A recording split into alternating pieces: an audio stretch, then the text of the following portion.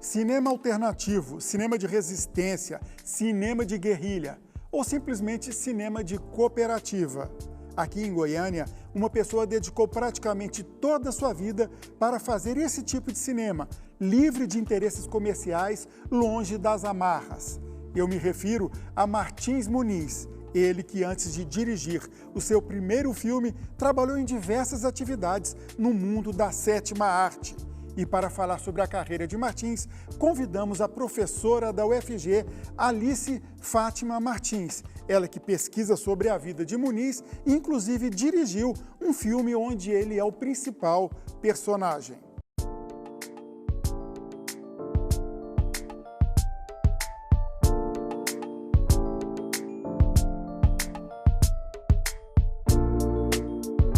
Olá, professora, é um prazer ter a senhora aqui com a gente. Boa tarde, é um prazer muito grande também estar aqui com vocês. Obrigada pelo convite. Professora, como é que surgiu esse interesse em pesquisar o Martins? Há um bom tempo eu venho desenvolvendo alguns projetos de pesquisa voltados para realizadores de cinema que trabalham com baixos orçamentos e fora do circuito comercial e fora do circuito de festivais também, né? Em geral, pessoas que não têm formação específica na área do cinema e audiovisual. E quando eu voltei o recorte para o estado de Goiás, né, eu acabei chegando por meio da informação de orientandos meus que o conheciam, né, e já vinham trabalhando com ele no set de filmagem, que me indicaram e assim, a partir de 2011 eu venho acompanhando o trabalho dele. E essa pesquisa tem relação com esse livro aqui que eu estou na mão, Outros Fazedores de Cinema. Isso, Outros Fazedores de Cinema. O livro trata do Muniz e de outros dois realizadores, né, que atuam no estado de Goiás, né, que é o Hugo Caiapone e o seu Osorinho, e no caso do Martins Muniz, que eu trato exatamente como outros, porque são pessoas que estão trabalhando em outros circuitos, né, desta realização. É isso. E depois gerou o filme, né? Sim. Em 2011, então, eu começo a acompanhar o trabalho dele e do Sistema Cooperação. Se eu ficar falando só do trabalho do Muniz, ele vai brigar comigo, né? Porque ele sempre fala assim, não sou eu, somos nós. Foge né? até do princípio. Isso, a ideia da colaboração, do coletivo, né? Então, eu comecei a acompanhar como pesquisadora, depois eu passei a dar suporte na produção, acabei atuando em vários filmes dele, né, como atriz, enfim, integrando o elenco. E a partir deste convívio, então, com ele, eu fui encontrando elementos do modo como ele opera, do modo como ele realiza os filmes e a partir de 2017 eu fiz o roteiro e a gente acabou realizando um filme sobre ele, tentando se inspirar no modo como ele trabalha o Sistema Cooperação.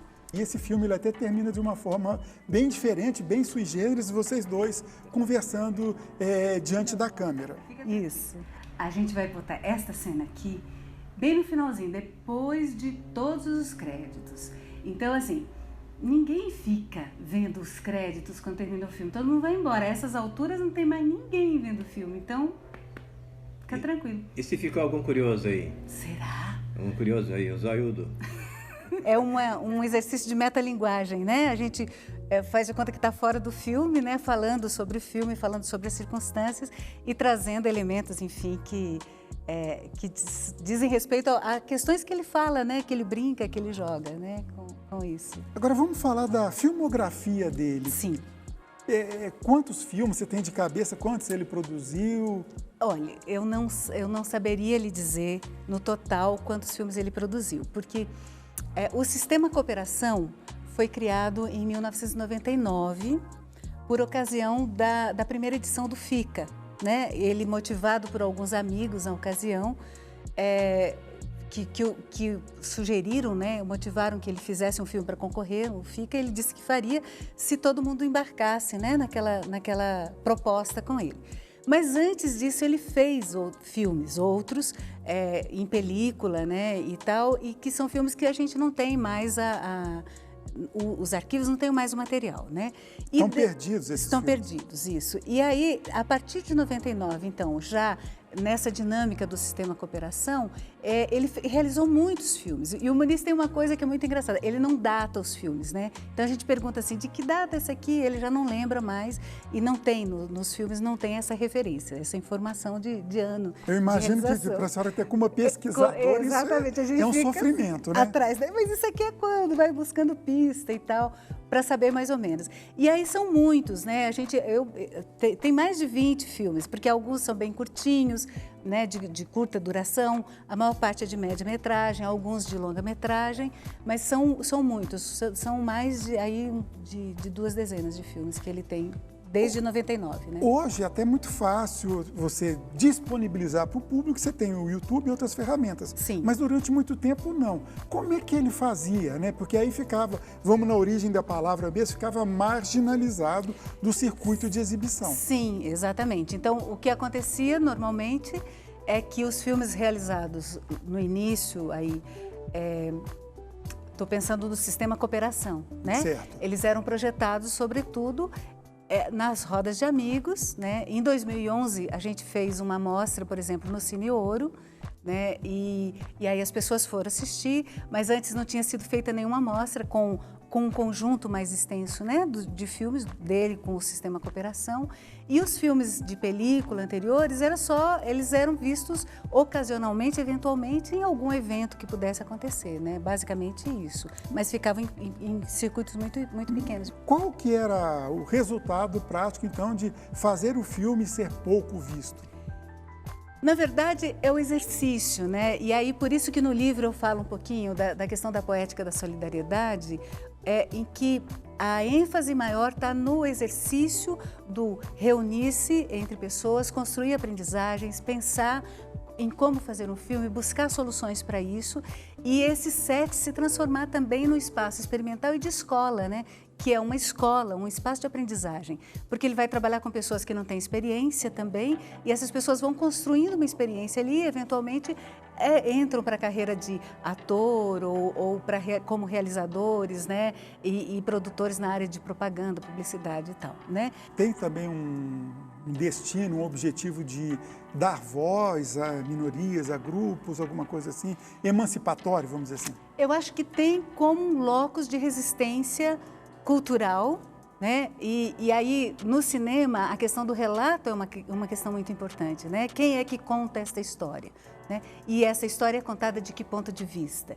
Então, nesse caso, o caso dele, da mesma forma como de outros realizadores que operam dessa forma, é de tomar para si a autoria do relato, para contar essas histórias, que são histórias que dizem respeito à sua comunidade, ao seu meio, à sua rede de pertencimento, né? E essas histórias são contadas, então, a partir de um ponto de vista que não necessariamente seriam contadas a partir de uma produção fílmica que tivesse um objetivo mais comercial ou de entrada em outros circuitos, né? E a filmografia dele, aquela que foi recuperada, ela está disponível no YouTube? Pode-se assistir alguns filmes? Pode. Tem um dos canais no YouTube que tem o maior número de filmes disponíveis, é o do Renato Cirino, que tem trabalhado, que foi diretor no filme, né, que nós realizamos, e trabalhou na edição e montagem, e tem trabalhado também na edição de vários filmes do Muniz mais recentemente.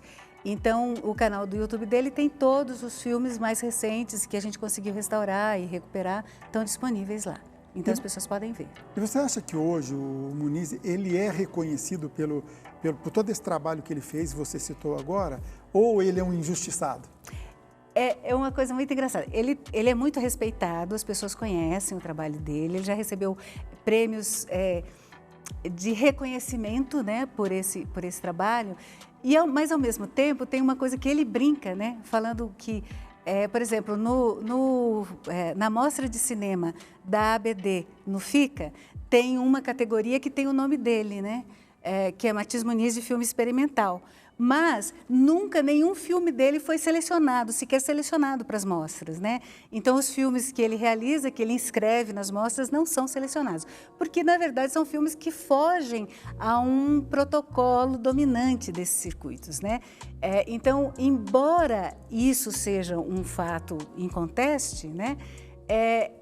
A despeito disso, as pessoas reconhecem a capacidade dele e, sim, eu conheço várias pessoas que têm uma entrada forte, potente na cultura e que o sonho seria atuar, por exemplo, num filme do Muniz, né? Agora me conta uma coisa, é verdade que ele não gosta de documentário, ele gosta só de ficção?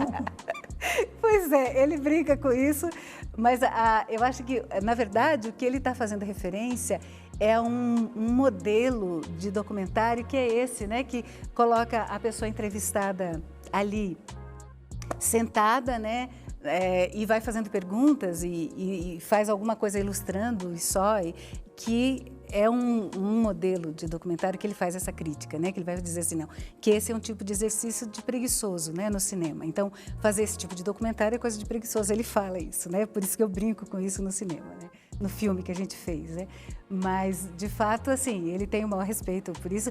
Mas, ao mesmo tempo, quando ele trabalha com ficção, ele está fazendo um registro documental de questões que são importantes, né? MST, ocupação política do Estado, os quilombos, né? A questão da escravização no Estado de Goiás, ou seja, ele traz várias questões que são super importantes e trata essas questões a partir de narrativas que ele constrói, que são ficcionais, mas que têm um fundo, né, de informação documental também, né, que são super importantes. Agora, o Muniz parece que ele tem um problema de saúde, hoje em dia não pode atuar no cinema como ele atuava antes. Sim, ele desenvolveu Parkinson, né, e atualmente está num quadro bem avançado, bem severo. Ele, inclusive, fez um filme há algum tempo sobre até como é que ele chegou ao diagnóstico do Parkinson, então ele produziu um documentário sobre isso, né?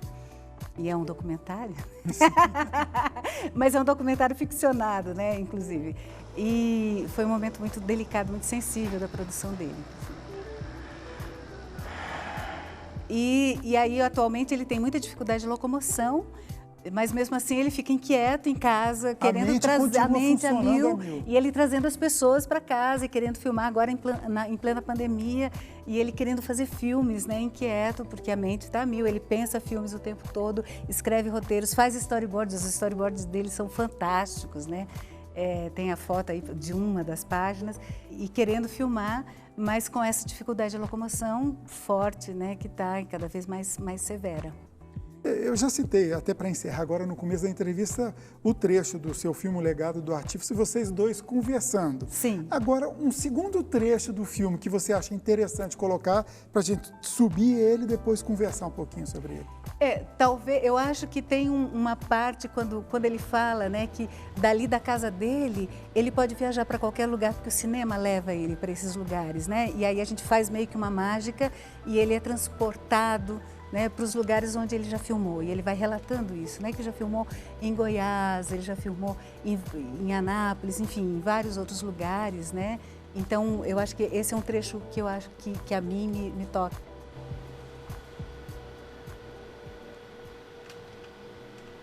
Mestre, e o senhor já filmou em todos esses lugares? Em todos esses lugares e mais outros.